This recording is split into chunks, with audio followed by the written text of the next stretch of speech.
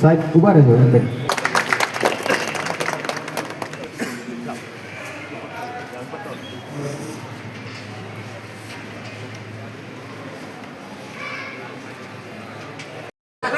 આપણે જે કાર્ય માટે આવ્યા છીએ ત્યાં આવી જાઓ પ્લીઝ. એટલે આપણે જલ્દીથી સાહેબ શ્રી આપણને માર્ગદર્શન આપશે પ્લીઝ. તમામ મિત્રો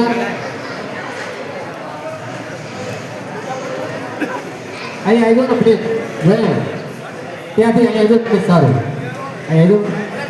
રાજેશભાઈ ગોયલ સાહેબ તથા સર્વ મહાનુભાવ વધારે ખૂબ ખૂબ દિલથી આભાર. ખાસ તો મારે કહેવાનું એ છે કે 31 જિલ્લા પંચાયત સીતાપુર સીટની ટિકિટ મને આપી છે અને મારી નીચે 8 ઉમેદવાર છે.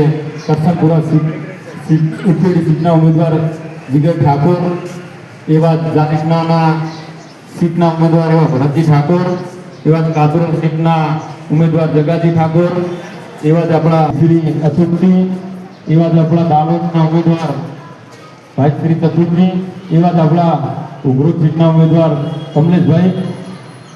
કોઈ રહીને નહીં ગયા ને બસ એ બધાના માટે બે હાથ જોડી નમ્ર વિનંતી કે 26 તારીખે પંજાના નિશાન ઉપર બટન દબાવી અને બીજા આપણા વોટરોને બટન દબાવડાવી અમને જંગી મતોથી જીતાડો એવી બે હાથ જોડી નમ્ર વિનંતી.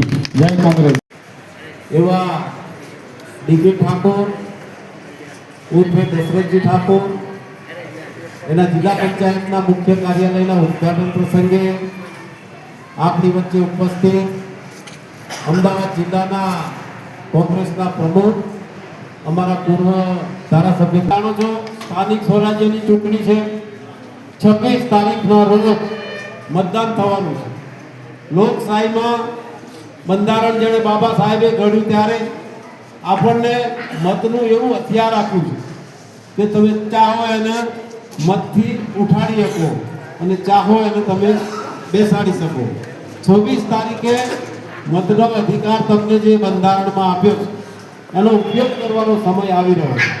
ત્યારે 26 તારીખના જ્યારે મતદાન થવાનું છે ત્યારે મને વિશ્વાસ છે આ વખતે ભારતીય જનતા પાર્ટીથી કોંગ્રેસ આ વખતે લોકો થાક્યા છે.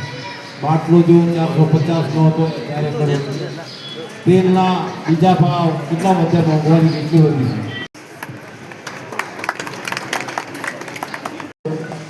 ત્યારબાદ આપણે સ્વાગત વિધિ પૂર્ણ કરી અને કાર્યક્રમને આગળ વધારતા આપણને અંતરે આ સ્થાનિક સ્વરાજ્યની ચૂંટણી અંગે સાહેબ શ્રી